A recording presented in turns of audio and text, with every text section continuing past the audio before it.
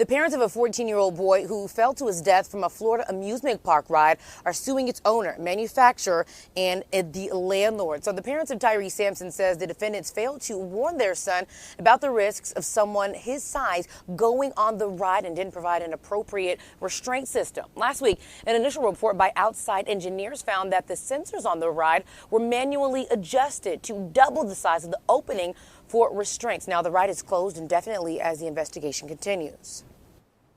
The parents of Dwayne Haskins said they did not attend funeral services held by his widow. They say their absence is due to the fact they did not want their first encounter with their son's wife to be at his funeral.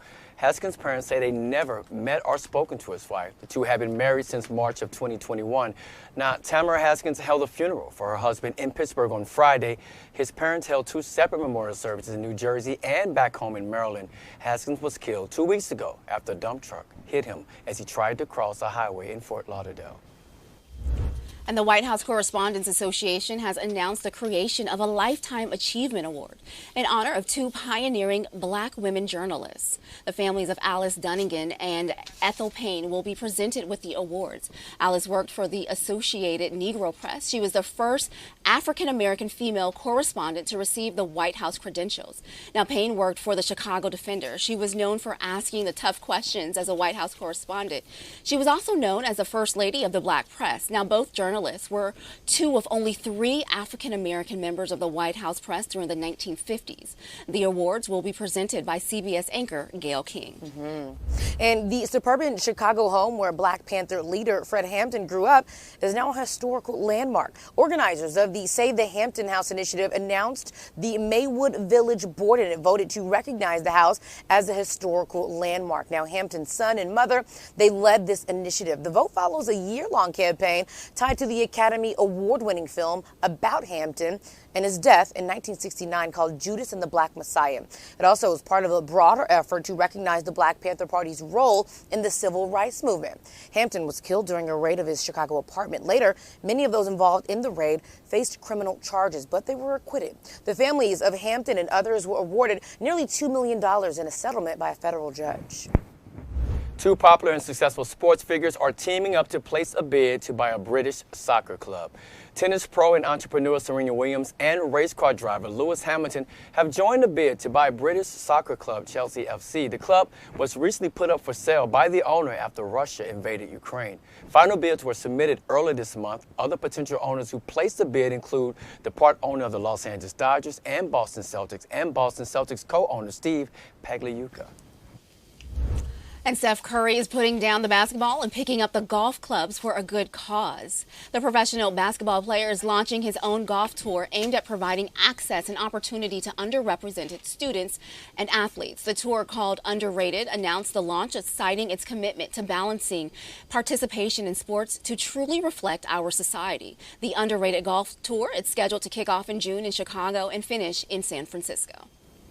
A Navy vessel has been named after the first Black Marine aviator. Frank E. Peterson Jr. was the Marine Corps' first Black aviator and officer to reach a very, very high rank.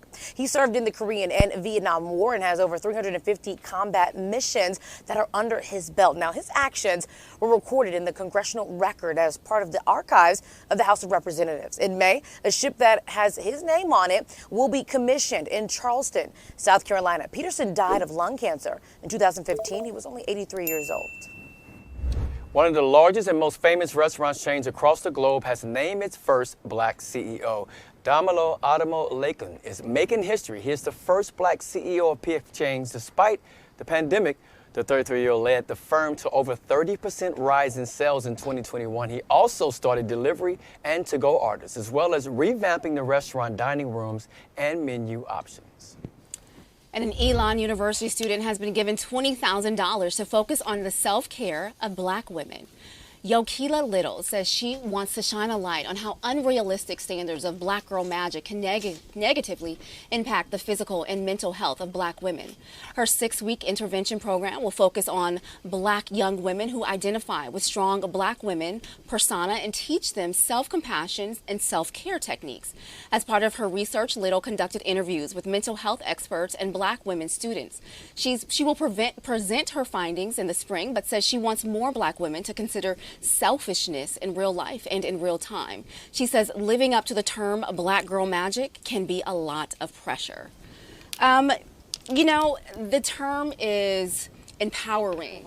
It makes you feel like you can do anything, but it also puts a lot of pressure on you, right? Because it also makes you feel like you can't fail and the world is counting on you, and you know, you always have to show up. And sometimes, you know, you want to take a little bit of a break, but I think in the right context, you know, it's very empowering, and I love the term though. So. I love the term, Yeah. and I honestly feel like the world is depending on black women. They are. The world is depending on black women, and every single day, 24 hours a day and 7 days a week, and so I'm here for this, and I think I might even, you know, listen, be a part of this. I love it. Absolutely, and I also do though. I love the fact that she wants black women to focus on self-care. Absolutely. We definitely need to focus on self-care and mental awareness and things like that. So I see the good, and I don't think there's any bad. I see both sides of it. Yeah, when I see you two here and I think about my mom, I just say, you know what, how much we love black women and how much you've done from the days of slavery, how black women, from building this country, all across the board, being one of the last one to get a chance to vote, to now seeing Kamala Harris as vice president. So we've come a long way for black women and so much further to go, right? Look at you, Romeo, being surrounded by beautiful black women. Come on now. Okay. I'm right at home. All right, the world's richest man has bought Twitter for roughly $44 billion. Now, with the purchase, Elon Musk has promised to be more lenient when policing content on the platform. The outspoken Tesla CEO has said he wanted to buy and privatize Twitter because he thinks it's not living up to its potential as a platform for free speech. Twitter said the transaction was unanimously approved by its board of directors. McDonald's is asking its customers to weigh in on which items they want to be brought back. Now, over the years, McDonald's menu has seen a lot of items come and a lot of items have gone. So the fast food chain recently brought back its spicy chicken McNuggets and its beloved sauce that everybody loves. That's partly due to the customer demand. So many other things have been brought back to McDonald's, as well as the mixed salad shakers and McDonald's snack wraps. They all seem to be a really big hit. So McDonald's, they're asking they put this online, and so it was reposted on many different pages. And so I want to know from you guys, what would you like for McDonald's to see come on back? That's a really good question.